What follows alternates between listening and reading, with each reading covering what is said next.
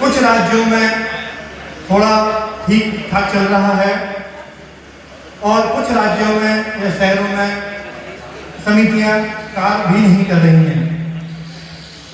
तो हमारे महासंघ की टीम ने सभी ने मिलकर, आपको बताता हूं, हमने 1 जून 2025 को जब हमारी प्रथम ऑनलाइन मीटिंग हुई, वहां पर 19 संस्थापक सदस्यों के माध्यम से कोष्टा कोष्ठी महासंघ की स्थापना की गई। कोष्टा कोष्ठी महासंघ का स्थापना करने का मुख्य उद्देश्य हमारा यह था कि भारत सरकार द्वारा, तो तत्कालीन उद्देश्य के बारे में बता रहा हूं, जो भारत सरकार द्वारा जातीय जनगणना का कार्य प्रारंभ किया जा रहा है। आप सभी को शायद ज्ञात नहीं होगा कि जातीय जनगणना 1935 में 1931 या 35 के आसपास जातीय जनगणना की।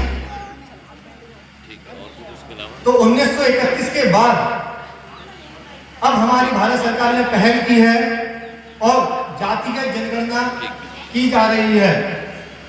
तो आज हमारे पास बहुत ही अच्छा इसका समय है कि हमारे पूरे भारतवर्ष में कोष्टा कोष्ठी समाज के जो भी हमारे बंधु रह रहे हैं, वो हमारे अलग अलग क्षेत्रों में जियोग्राफिकल कंडीशन के हिसाब से वो अपने नाम के आगे अलग अलग शब्द यूज करते हैं।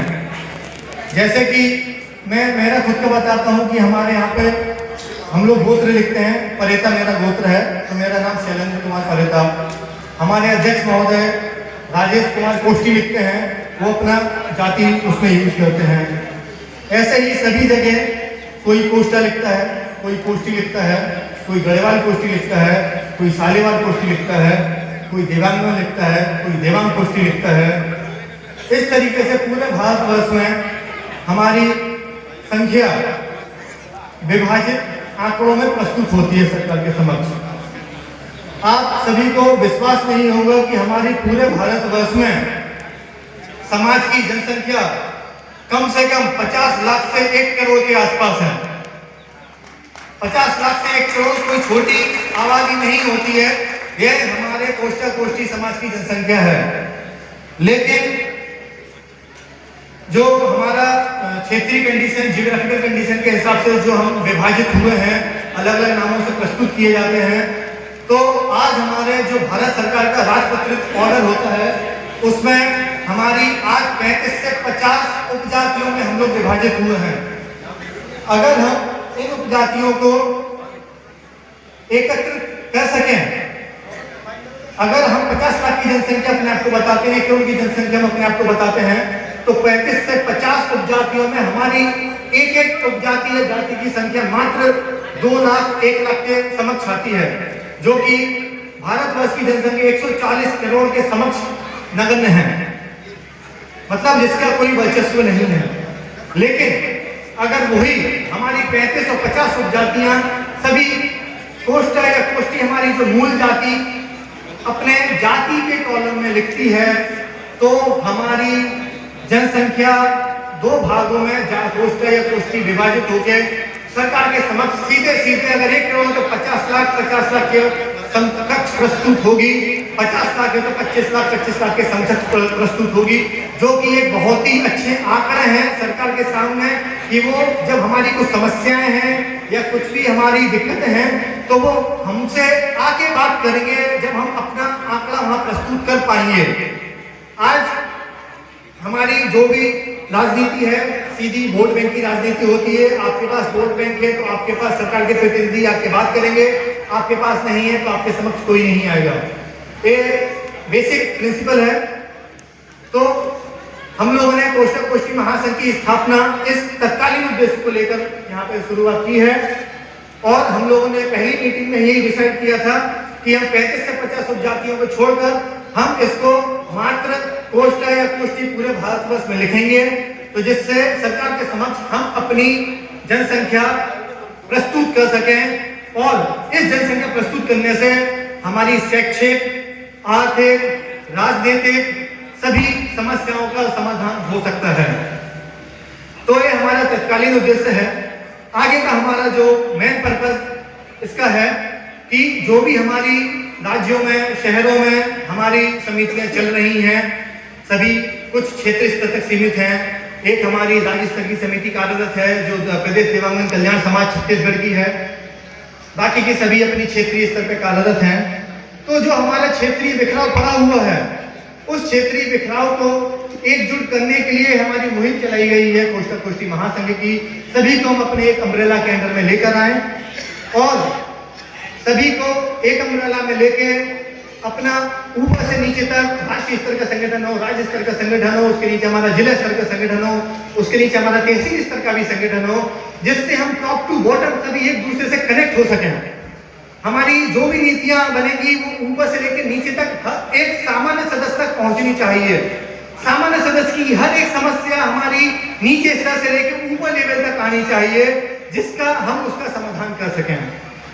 तो इस लक्ष्य को लेकर हम आगे बढ़ रहे हैं और हमें बहुत ही खुशी की बात है यहाँ पर कि हमने हमारी भारतवर्ष की 30 समितियों को हमने महासंघ के माध्यम से अप्रोच किया है और आप सभी को जानकर बहुत ही खुशी होगी कि उस 30 समितियों में से हमारे पास 25 समितियों के समर्थन पत्र प्राप्त हो चुके हैं।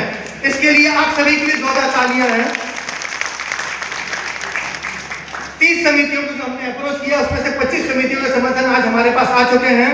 यह सभी आप सभी का प्रेम, समाज के प्रति एकजुटता का ही प्रतीक है।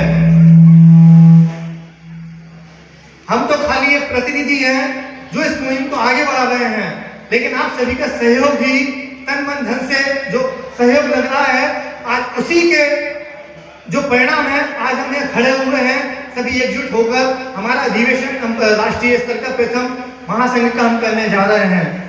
आप सभी का मैं यहाँ पे हार्दिक अभिनंदन करता हूँ उसके लिए। और मैं आपको यहाँ पे बताना चाहता हूँ कि जो हम यहाँ पे समर्थन ले रहे हैं वो मात्र हम एक समर्थन तक ही सीमित नहीं है।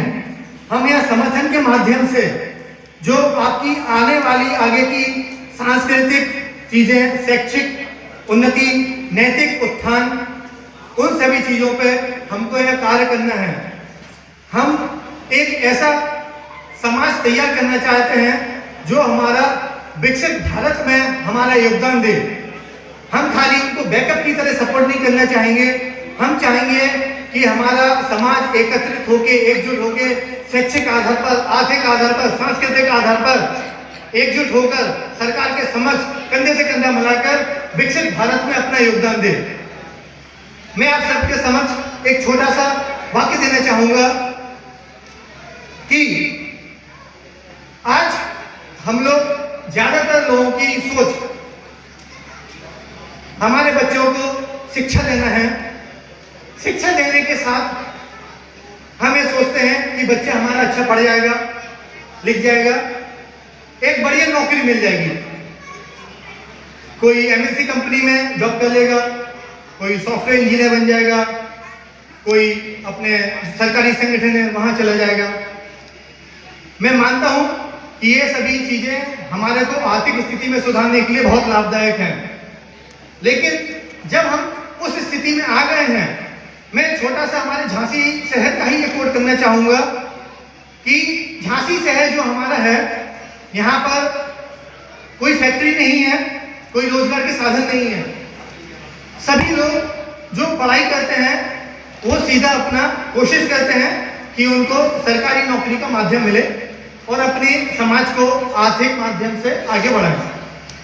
तो आज की तारीख में मैं कहना चाहूंगा कि ऑलमोस्ट 40 से 50% हमारे झांसी शहर के नौजवान युवा सरकारी नौकरियों में अच्छे अच्छे पदों पर कार्यरत हैं।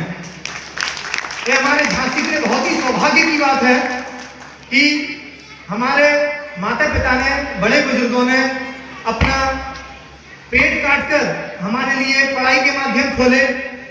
जो जिस स्थिति में था उसी स्थिति से हमको पढ़ाया। मैं दूसरों को नहीं, मैं मेरा ही बताऊंगा। मेरे पिताजी श्री ज्ञासीलाल परेता जी सीपरी बाजार में उनकी पान की दुकान है, अगरबत्ती वगैरह का वहाँ पे थोक उनका रिटेल काउंटर है। उन्होंने हमको वहाँ से